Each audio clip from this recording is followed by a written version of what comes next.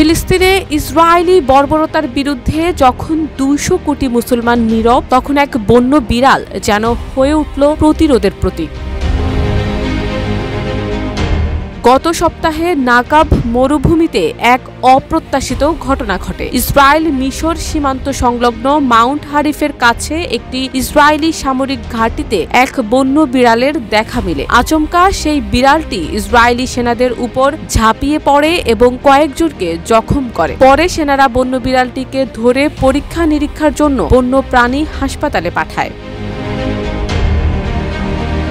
কর্তৃপক্ষ এখনও নিশ্চিত করতে পারেনি কেন বিড়ালটি এমন আচরণ করল। ধারণা করা হচ্ছে সামরিক ঘাঁটির কাছাকাছি থাকার কারণে এটি উত্তেজিত হয়ে পড়ে।